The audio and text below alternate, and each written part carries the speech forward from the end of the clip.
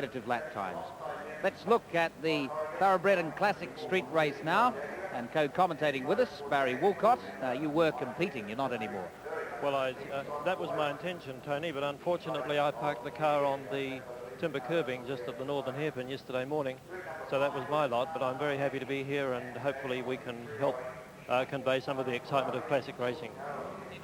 Paul Leutsch sitting down there in the Morgan +8. I was amazed at how quickly that car goes. Yes, Paul's a very hard racer. He's from Auckland, and he and John Carnan in the 3.8 E-Type Jaguar number 9, the black one, do a lot of racing in very close proximity, and that showed up yesterday. So the competitors that were having the greatest tussle yesterday, Paul Leutsch, Mike Hourigan, and number 9, John Carnan. The two E-Types really had a great battle there for 3 or 4 laps. Mike and John have got a few old scores to settle in the friendliest of ways, of course, and as you observed yesterday, they don't really worry too much about the cost of the machinery. It's all on once you get out there, and I think we'll have a good tussle with those two this morning. Barry, that is an interesting point. When you look around at the machinery, I'm sure for most of the spectators here, they look at them and they'd swear that nobody would race them. But will you see, as the flag is dropped now, just watch how they do race. Paul's got the jump, and John and Mike Hourigan are right behind him. Locking up a right rear tyre, as 1 or 2 of the others have done. But have a look for these two E-Types. Absolutely immaculately prepared. One point that interested me, Barry, was how much difference did it make with spoke wheels as opposed to solid wheels on those? Well, I've never had the advantage of racing on the solid wheels, Tony, but I'm told that the solid wheels are a distinct improvement on the E-Type. From my experience, the spoke wheels can actually be felt flexing a wee bit if you're cornering hard, and that's slightly unsettling sometimes. Rather than look at the race up front, which we will do from time to time, perhaps we could explain some of the finer points of some of this machinery. That corner is particularly tight, although they've eased it a wee bit, I see, because yesterday we had to go right out to the back of the containers. This course is very much a brakes and acceleration circuit. There's not a lot of need for handling. And I see one of the Ferraris, it's probably Morris Payton, has just dived in front of Mike Hourigan there on the entrance into Barnett Street. But John Carnan's keeping Paul Leutsch honest at the moment. What's the comparison between an E-Type Jaguar and a Morgan +8 in this trim? How much of this is drivers? Well, there's a lot of driver ability, there's no doubt about that. Probably the main disadvantage is the power to weight ratio. The Morgan is a very, very peppy little motor car with a big V8 in there.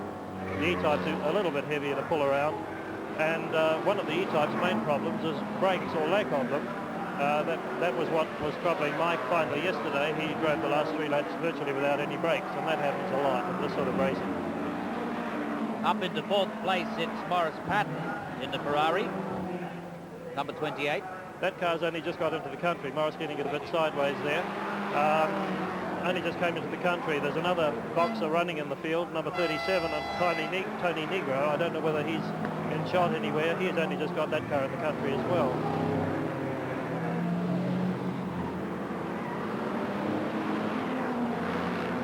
The car's getting a wee bit strung out now. I'm not sure how hard everybody's going to be trying today. They had such a brilliant race yesterday that perhaps today might be a little anticlimactic for a start, but I'm sure that as they go on, they'll get a little more enthused about the whole thing. I was amazed. I sat here biting the fingernails watching 3 of them racing around yesterday, and the crowd were literally on their feet for most of the race. Yes, it was a marvellous race, and everybody was standing up and cheering, and that's what we like to see. That is the odd Lotus Cortina, a Mark 1 and a Mark 2 in there. Yes, 2 Lotus Cortinas down from the northern half of the North Island. The Mark 2, if it's the blue one, is that of Danny Lupp, who's actually, there goes the Cortina, that's Murray Biddick. They're a very quick motor car. They're not easy to get away from. As you can see, they're mixing it in there with the Ferraris. They always seemed a little bit crude in terms of their engineering, but they were very competitive and, of course, dominated B&H racing for a number of years. Yes, they did a lot in England too. Jim Clark was well known for his 3-wheel antics in Lotus Cortinas. I think there are more photos of him with the front wheel in the air than there are of anything else. Actually, one of the well-known drivers in the country who owns one of these Lotus Cortinas is Paul Adams. He didn't bring it down because he felt he couldn't do justice to both classes of racing. Indeed. I noticed Tony Nogo is actually in third place in his boxer, so he's done very well and is actually fulfilling some of the promise that he's shown in this sort of racing. At the moment it's Morgan +8, Jaguar E-Type, Ferrari Boxer, Jaguar E-Type and Ferrari again. Yes, well, the Jaguars had it 1-2 yesterday, and it would be nice to see that happen again today, but I guess we can't win them all.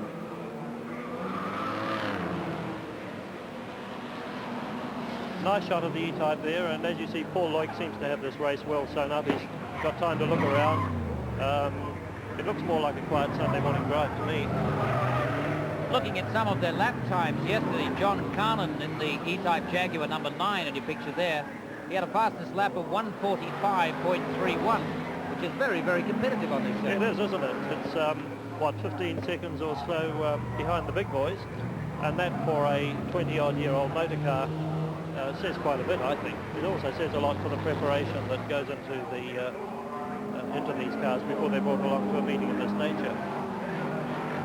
In fact, the quickest lap of the day was Chris Atkinson, 1:41.55. Well, perhaps they might like to put him in the big race and see how he goes. I'll tell you what, he wouldn't be last in a Group A race. That's true, that's true. The Morgan +8 that Paul Loic is in at the moment, 1:44.72 yesterday. Give you an indication, they're 5 or 6 seconds away from Group A times that would be competitive, perhaps 8 or 9 seconds away from the front of the field. Yes, it says a lot. Of course, not all these cars are geriatrics. Some of them are quite modern, and some of them are very modern. But in a lot of cases, we're seeing 60s technology in action, and obviously developments in suspension and tyres and all that sort of thing can account for the time differences that we see these days. What are your regulations for racing in regard to tyres? Tyres are generally free. There isn't a slight increase in width allowed, but that's all. Otherwise, you have to run basically on street tyres. You're not allowed to run on slicks or anything like that in pure Appendix K. And obviously nobody is going to bastardize such a beautiful piece of machinery and whiten or flare the guards. Originality does mean a lot, Tony, and we try and keep them looking as original as possible, or sometimes what goes on under the bonnet is not always seen. But originality is very important in this class. John Carnan being caught by the Ferrari boxer from behind and having a go for second place. Yes, there goes Tony into the front. Tony only just picked this car up. He raced it in England, first time out, and beat all the Ferrari owners in a meeting over there. So he knows what it's all about. He had a very quick time yesterday as well, 1:46.71. He's obviously got a little quicker today. I suppose he's getting used to the circuit like everybody. Also, there is a tendency, if you've got more than one race on the program, to perhaps try a little harder in the last race, because then you're going to be in the whole program. Perhaps I should have done that. There seems to be definitely two quite separate camps, those that are racing in earnest and those that are really just having a tootle around. Very true. Something happens to one out there sometimes. The well-known red mist drops across the eyes, and I guess people like Reg Cook would know all about that. Those guys will race no matter what. The other ones who are a little more circumspect about their machinery will just be happy to drive along at the back and take part in the occasion, I think. Still Paul Loic and the Morgan +8 leading, but only narrowly. Yes, I think Tony might be lining him up, actually. Perhaps Paul... Tony's having a bit of trouble there. I don't know whether it's brakes. He's certainly trying. Yes, he surely is. Tony, I think, will have a crack at Paul very shortly. There might be some sort of honour at stake here. He's lost a little piece. He's loosened a little piece on the front of that car on the other side. It's quite a bumpy circuit in places. He's losing something inside by the look of it too. There's a lot of smoke coming from the rear. That's George Walter in an MG being passed by Paul and Tony. George Walter is a Wellington man, races in local club events. Morgan +8, it's essentially a Rover 3.5. That's right. The chassis, of course, is something else. They're quite unique with their sliding pillar suspension and have been that way for a long, long time. And made in the Malvern Hills, They're a bit of a cult car in a lot of ways. People who have them think they're marvellous. Other people can't really see what all the fuss is about. But Paul is showing us what Morgan Motoring is really about. He's got his headlights blazing and he's bearing down on one of the Ferraris. I think it's Tony Jackson just going along, Alan Stiles going along the front straight. And he's not giving up. In an engineering sense, the Morgan is often thought of as being primitive, but can still handle a circuit like this pretty well. It surely does. Primitive is not always the worst, is it, when you see this sort of performance going on? I don't know how old the Morgan is. I think they've been going since the late 20s.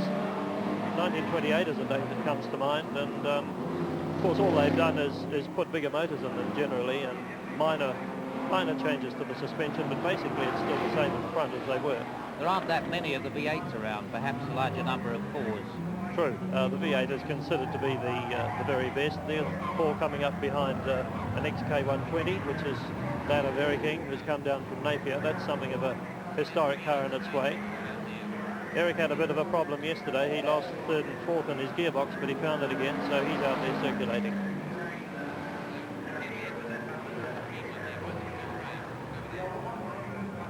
There's a lovely old car. Yes, that's the 120 I was just talking about, and it's well looked after and loved. Probably hasn't got it fully run in yet. Jaguar XK120. One of the classic racing cars, sports cars. Nice shot of it there. You can see the suspension working. Certainly a lot of travel in the suspension. Oh yes, Jaguars are terrible. They lean all over the place, but we rather like them.